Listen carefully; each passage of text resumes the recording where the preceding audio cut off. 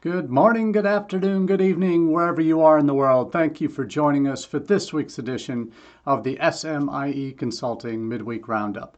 I'm your host, Marty Bennett, and today on the Roundup, we're going to be answering 3 questions we've been hearing from international educators over the last week. First up, why do outcomes matter for international students? Second, can the U.S. government do international education policy? And finally, are there 2 Chinas out there? We'll be taking a look at these 3 questions in just a couple of minutes, but before I get to those, I do want to give a special shout out to those watching live here on Facebook. Always a pleasure to have you a part of the weekly conversations we have around the issues of the day. Those that listen on podcasts when making us a part of your regular podcasting habits this week and every week. We're well over 1,500 downloads, so very excited to be coming to those of you who've made an effort to download us, and those watching on repeat, either on our Facebook page or YouTube channel for SMIE Consulting. Thank you. Thank you for being a part of the conversation in whatever way you choose. So today on the Roundup, we're going to cover these 3 questions that are really at the core, I think, of some of the critical issues of our day in our field. The first one up is, why do outcomes matter for international students? And this is a topic that I'm dealing a lot more with these days with clients from the university and college level as they look to develop policies and actually marketing attempts at prospective students. Part of the message I try and get across is you want to treat your prospective international students the way you want your international alumni to feel after they graduate. You want to give them that value that their experiences will lead to something positive. That's the picture you try and paint for students, prospective students and parents, about what life is going to be like on your campus and what it potentially will lead to. And that's the real picture that I think often gets forgotten in how international students are marketed to these days. Increasingly, I'm seeing interest from, certainly overseas, there's much more of a hyper-focus on employability and outcomes for graduates. That's how they market their programs, through the value of their post-study work opportunities. I don't think that's done at the same level in the United States, particularly beyond the top-tier elite schools that students can thrive on those opportunities based on the value of that named degree. But the reality is international students look for opportunities and outcomes. As much as they do the experience, they want that outcome to be something of value to them for coming to your institution, receiving a degree. They want to know what that tangible benefit will be. Beyond just prepares you for life, prepares you for careers, all of that. That's all well and good, but let's have some conversations about the data, about what is there and what isn't there. Oftentimes, employment data is available for first jobs from colleges, from their graduates, tracking that information for the first few months after they graduate, if they've gotten a job or not. Some schools might know employment data for the first year with follow-up surveys they do with recent graduates. But having that data that's specific to international students is a rare commodity in this business. And it's something that I think U.S. institutions need to become much more savvy and aware of in institutional conversations that they're having about capturing that data. And making that a regular part of how they promote their institutions, that we have students that 30% go on to top graduate schools every year, 30% continue for further undergraduate or other studies, and another 30%, 40, 50%, whatever it is, get employed right away after finishing their degrees. And having that data, where they've gone, the kinds of companies that they're working for, particularly for international students, is something that you don't typically track. You will know some of that if you have in ISSS offices. There will be opportunity to capture some of that data, particularly those that are doing OPT, STEM OPT after they finish their courses, because that is the only time really for optional practical training where a specific job needs to be articulated in the paperwork with STEM OPT. Not just for regular OPT, there's not that job requirement that where you have to know that before you start your OPT. Certainly SEVIS tracks employment data now where students are working. Now that would be something if it could be gathered on a U.S. scale and anonymized without talking specifics about students. This is kind of a connect I'm feeling for U.S. institutions in terms of an opportunity to take a look at. First, you'll have a percentage of for international student graduates. You'll have a percentage, you'll know, of how many of your graduates have filed for OPT and how many of those have successfully earned OPT. You'll know how many of those that are STEM OPT as well. So you'll have pretty good data if you take the time to analyze it. And oftentimes, and I totally get it, I've been on that side of the desk having to do the OPT applications with students and get them that approval. The piece before on tracking employment is usually going to be an afterthought. You know you probably have it there, but are you doing anything with it? And this is an opportunity where I think career services certainly, if they've been involved in job fairs and that type of thing, post-exit surveys, they may be asking that way. Alumni affairs oftentimes will have general surveys like that. Some schools do not even try and capture international alumni data. Some do, and that's great, but are they turning it around and doing anything with that on the front end?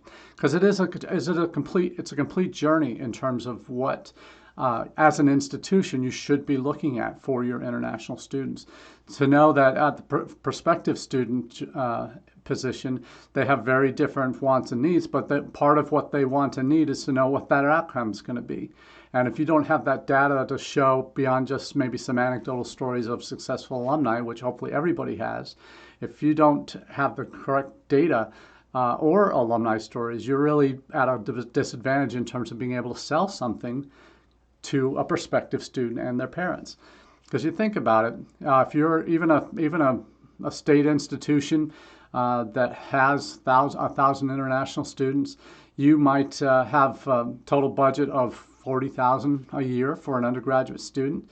If they've not heard of you before, if they maybe know where you are, but they don't have anything really to say, oh yeah, that's a great school, but you're going to expect them to pay over the course of 4 years $160,000 sight unseen because they've heard of your city or they've heard of your where you're located, that you've not made a case for anything other than what's around you, not necessarily what you can do for them.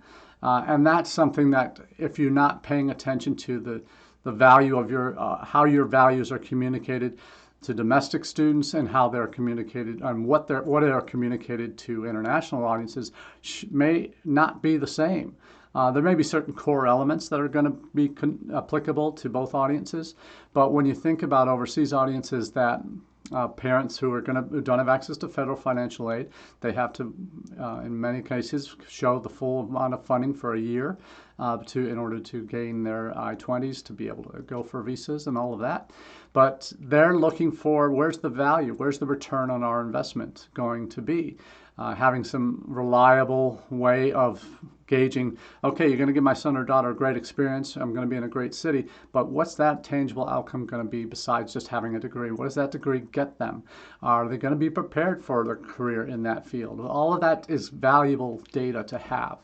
So outcomes do matter, more so perhaps than for domestic students, but importantly, the lack of data that universities capture on this back end is something that's really, I think, going to be need to be addressed in terms of where are international students getting jobs that leave your school? Are they going back home? Are they studying on going for their OPT time? Are they going for a further degree? Knowing that is important, and that's the kind of data you need to share. And as ISSS officers, you might not have the bandwidth to do that right now, but that is certainly something that should be considered. That the data you have on where students are on OPT, and what percentage of your graduating students are applying for OPT versus going home versus going on for further degrees. Know that information. You might have that institution-wide, but I doubt you have it for your international audiences. And that can cohesively funnel that data back into how you're promoting your institution to future students. That is a disconnect that if those two connections are made, I think there's huge value. There are two links I'm posting on the Facebook page today related to this are a very recent ACE report from the last couple of weeks called Career Pathways for International Students. Anna Asaki-Smith is the author of the report and really gives an excellent overview of what colleges should be focusing on in terms of career pathways for international students, how you're tracking that, why you should be tracking that, and it also looks at OPT data, H-1B data, and shares some of the economic implications, but also what our competitors are doing. And this, for those who followed me for the last year or more, you know about my 6 Ps for Strategic International Enrollment Management. And that first P is perspective. And this author in this report certainly provides that global perspective. And that's important for us to know as institutions, to know what our competitor nations are doing, that we are going after the same students in many cases, and knowing what Canada is doing, what the UK is doing, what Australia has done related to work and post-study opportunities for students to get that experience and potentially lead to residency down the road. That matters. So this is the clear pathway that needs to be defined. In the U.S., we don't do it as well as other countries do. But there's an opportunity now with our second question of the day that we'll talk about in a minute that might change. But for now, the outcomes are one of the things you're looking for is OPT to H-1B potentially data, so a little bit further removed from the student experience. But that H-1B is that, though for those that are looking to stay, get that experience and potentially become residents in the U.S., this is the path that currently they most likely are going to take. So they'll want to know, and there's a list of the top 15 companies that sponsor H-1B. That's from Intel at number 15, Apple's on that list. Mahindra, Tech Mahindra is on that list, so an Indian company that has U.S. affiliates. Wipro Limited, Accenture, consulting firm, Facebook, IBM, HCL America, Capgemini, Google at number 6, Microsoft 5, Cognizant Technology Solutions, never heard of them before. Tata Consultancy Services, another Indian company. Infosys, and number 1, Amazon has the most H-1Bs visas approved in this most current bunch. So that's the kind of list that international students will want to know about, what the current lay of the land is, because that's an ultimate goal that they might have. And for that group, knowing who those top 15 companies are, if they're in consulting in the tech fields, in the STEM fields, those companies will probably be very high up on their list of where they want to apply for jobs and that type of thing. So will many other international students, but you understand the need for it. So this rolls very nicely into our second question of the day, and that is, can the U.S. government do international education policy? And we're referring, again, this is follow on from the Joint Statement of Principles in Support of International Education that was released during the Education USA Forum back at the end of July. That endorsement of the importance of international education that came out of that policy release and that commitment, federal agencies, and we got the 4 main departments, education, state, commerce, and DHS, that are going to combine efforts to develop this policy. There's really not a lot of meat or structure on this new initiative yet, but certainly it's going to be welcomed with open arms once that does happen. And it may take months, may take years. But there's obviously elements of this that are going to be regulatory. There's elements of this that are going to be have legislation involved in order to get to some of these objectives, which poses some interesting challenges in some of these areas. But those are certainly ones that we'll take a look at as the plans develop. But the point of this is, can the U.S. government do international education policy? It's a very interesting one. I've just completed a a research project for a Canadian consortium of institutions that are trying to find out what competitors are doing. And again, that going back to that perspective, the importance of that. And one of the questions that they're asking is, how is this new joint statement of principles in support of international education in the U.S.? How is that moving? What's the end goal going to be? It's kind of understanding what might happen next with that process. Who knows, really, because it was just released, and again, there aren't a whole lot of specifics yet. It's not a strategy, as one of my colleagues made the important distinction yet. It's kind of outlining some bold principles, 10 different facets of that that they have identified that will address international education on a national level that has never been really done before in a cohesive, coordinated way. So that is certainly moving in the right direction. But when you look at the parties involved, there is clearly some administrative things that can be done, regulatory things that can be done without congressional necessarily approval or legislative change. But there are a number of things like visa policy change in terms of categorizing individual visas as dual intent, allowing the or automatically giving green cards to those who graduate from overseas with a PhD here, those kinds of things. But there's coordination on promotion, things that maybe can be done without congressional involvement. So there's administrative structures that can be put in place. There needs to be mechanisms that filter policy ideas that can be routinely circulated and voted on in some small way, have an advisory board, all of that kind of thing should happen. That can be done independent of congressional oversight. But some things will have to require Congress to be involved to address funding models for promoting the United States as a destination for international students, particular changes to immigration law. That type of thing, those are going to require changes. So there's a lot of miles to go before we sleep on this one. But can they do it?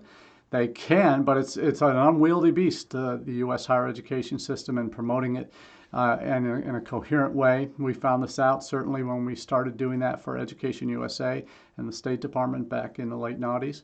But this is something that we really think about with the need for it is certainly there. The desire from the grassroots to make it happen is certainly there. And now that seems there's the political will to make it happen in D.C., you never know. But I'm cautiously optimistic regarding progress towards this. And can the government do it? I think they can if they have all their ducks in a row in terms of how involved it really wouldn't have to be a public-private partnership just because of the nature of international education in this country. So it's possible, and it does commit. If there's the principles seem to commit the U.S. government to doing it, but what that actually looks like is another story yet that we don't have those details. But certainly, I think the U.S. government can do it and should do it. More importantly, in order to maintain our competitive advantage that we have, and perhaps restore some of the advantage that we've had lost over the last few years. So thumbs up to the effort, and we certainly will be following it and supporting that as we can.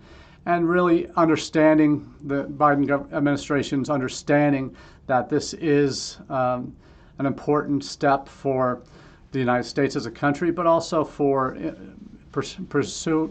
representing the United States as a destination to the world. So we'll certainly keep our eyes on that. Now let's get to our final question of the day. Are there two Chinas out there that we're dealing with? This is a question that can be seen on from a number of different levels. And here what I'm not talking about is mainland China, Taiwan as two Chinas.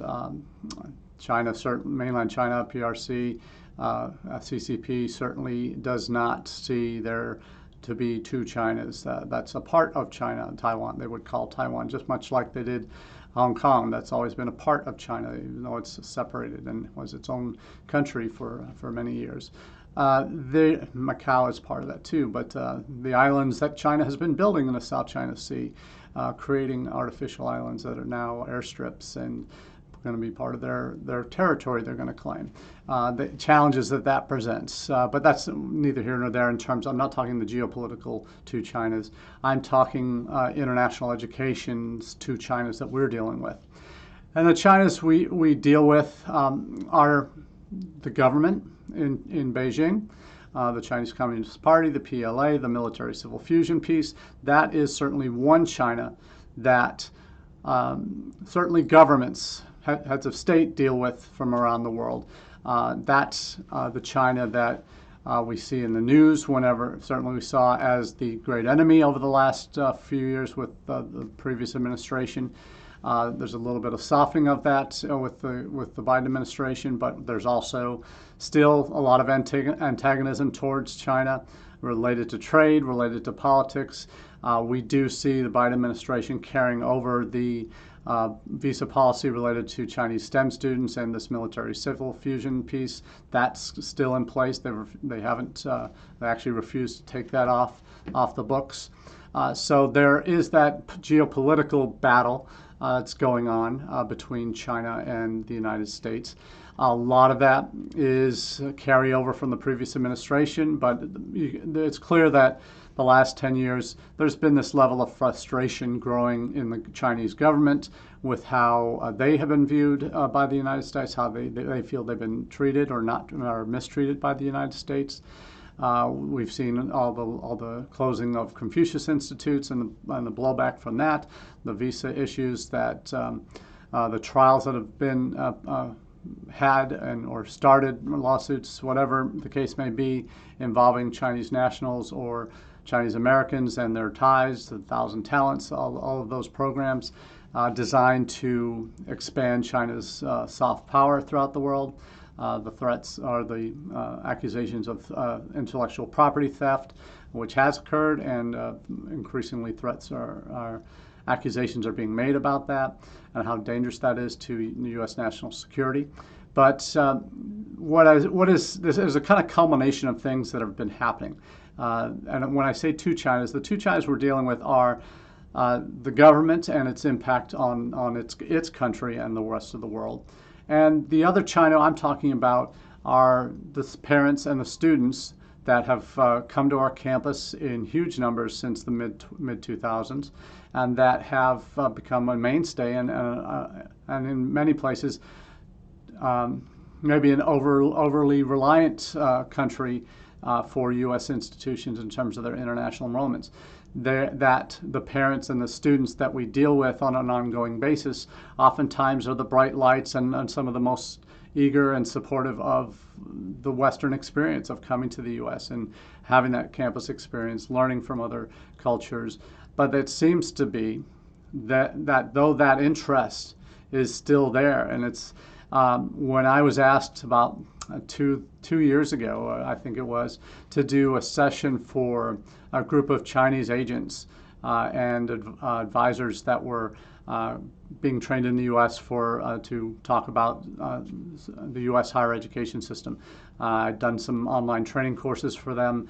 I then had a chance to present to them about what I saw as some of the future of the relationship between China and the U.S. in terms of international education. And I talked at length then about what I saw as some of the future, because this was during the Trump administration, after China was obviously heavily on the radar of the government as something to butt up against and to react to. That there was, at that time, there was starting to be a decrease in Chinese interest and net students coming to the United States. And I was asked, well, do you think will continue to be Chinese students interested in coming to the United States? I go, yes, I do. It's probably had its peak. It's not going to be on a continually upward trend, because that's just not physically possible from an ongoing basis. But I did see there's still to be strong interest and a strong demand for Western education, and in particular U.S. education, despite what the current administration was doing. And I think you're seeing some of that coming back. We saw a number of surveys from Chinese students over the years, over the last 2 or 3 years, even the last 6 months, that have shown increased interest in coming to the U.S. You've seen reports, another report by a Chinese university based in Hong Kong, Lingan University, that for all students, not those that were just looking overseas, but all Chinese students, 22% would consider, post-pandemic, would consider further education abroad. And that broke down. U.S. is still top of the pile for that group. U.S. by about 5%, at about 50% would consider the U.S. You could vote for more than one. 45% would consider the U.K. Japan, Canada, Germany rounded out the top 5. So there's still a huge demand for Western education here in China, and the U.S. is still top of that list. And it's always been top of the list for Chinese students as a #1 destination, certainly in the last 20 years. So the demand is there. This is the China, why I say there are two Chinas. There's the China of the people, and there's the China of the government. They are oftentimes very different. Where I see there being a less rosy picture for China, and coming in the next 4 to 5 years, we're seeing signs of it. And certainly a lot of their new national security policies they've implemented have clamped down on big tech in China, profitability in China. Their recent acts at the end of July, beginning of August, that are basically dismantling the tutoring industry in China, particularly those tutoring businesses in China that are reliant on U.S. or Western labor for teaching. Or for example, my wife teaches English classes to Chinese students, all of which that she's working with are based in China. That opportunity is now no longer possible after current families have used all their spots, the slots that they paid for. Because the government in China is now, they'll still allow English instruction to go on for families, but it will not be allowed for non-residents in China to do the education, to do the tutoring. Those students, and this is one of the things I was asked 2 years ago, what do you see as one of the bright lights for the future of the Chinese-U.S. relationships?